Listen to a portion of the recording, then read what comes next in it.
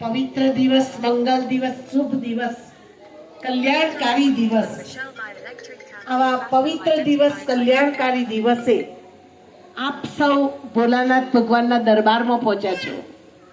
ભોલાનાથ ભગવાનના દરબારમાં પહોંચેલા દરેક ભક્તોની મનોકામના ભગવાન શું કરે છે? પૂરી કરે છે. ભોલાનાથ ભગવાન જેવું ભોળું આખા દુનિયામાં કોઈ નથી.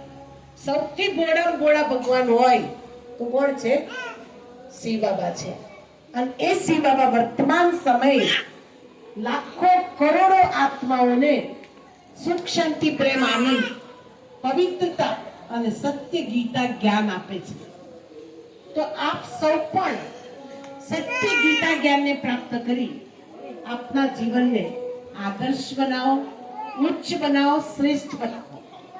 આપના જીવનનું અંધારું, વિકારોનું અંધારું, વાસનાનું અંધારું, વ્યસનનું અંધારું અને અજ્ઞાનનું અંધારું અને કલિયુગનું અંધારું દૂર થાય અને સત્ય પ્રકાશ પ્રાપ્ત થાય માટે આપણે ગાતા હતા, પ્રેમલ જ્યોતિ તારો ડાક મુજ જીવન પંથ. આપણી આત્માને અજવાળું થાય, ઊંડે અંધારેથી પ્રભુ પરમ તેજે તું લઈ જા. સ્વયં ભગવાનને સૃષ્ટિ પર આયા. આજ 90મું વર્ષ બેઠું. સન 1937 થી પરમપિતા પરમાત્મા ધરા ઉપર અવતરિત થઈ ચૂક્યા છે. અહીંયા બેઠા બેઠા તમને 12 જ્યોતિર્લિંગમના શું થઈ ગયા છે?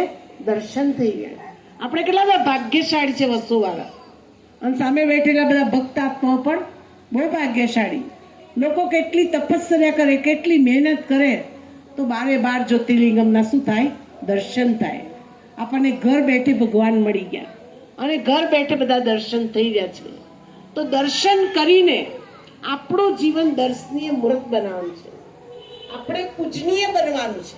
અત્યાર સુધી આપણે પૂજારી હતા, એમની પૂજા કરતા હતા. પણ ભગવાને કહ્યું, મારા બાળકો, તમે ખુદ પૂજનીય છો.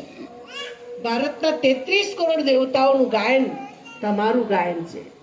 અને પુનઃ ભગવાન સ્મૃતિ અપાવી આપણી આત્માની જ્યોતિને શું કરે છે? જગાવે છે. 21, 22 અને 23 3 દિવસ રાજયોગ શિબિરનું આયોજન કરવામાં આવ્યું છે. બપોરે 4 થી 5 અને સાંજે 7 થી 8. એની અંદર આવી તમે તમારી આત્માને રાજા બનાવો.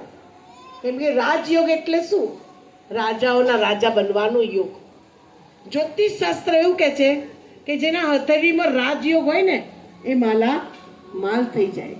અહીં સ્વયં ભગવાન આપણને રાજયોગ શીખવાડે છે આપણું જીવન માલ કરવા માટે તમે યુટ્યુબ ખોલશો ને તો કેટલી બધી જગ્યાએ બ્રહ્માકુમારી બહેનોએ કેટલી બધી સુંદર સુંદર સેવાઓ કરી રહ્યા છે. મહાશિવરાત્રિના પર્વને ધૂમધામથી ઉજવી રહ્યા છે. આ સાધારણ પર્વ નથી. સ્વયંભૂ ભગવાન આ ધરતી પર આયાનું પર્વ છે. અને એટલે મહાશિવરાત્રિ, ખાલી શિવરાત્રિ નહીં પણ મહાશિવરાત્રિ. બધા કરતા ઊંચામાં ઊંચા કોણ છે? અને એટલે દરેક કથામાં, આરતીમાં, પૂજામાં હર હર શું કરો છો? ઊંચા કરો, હર હર. કેમ ઊંચા કરીએ છીએ?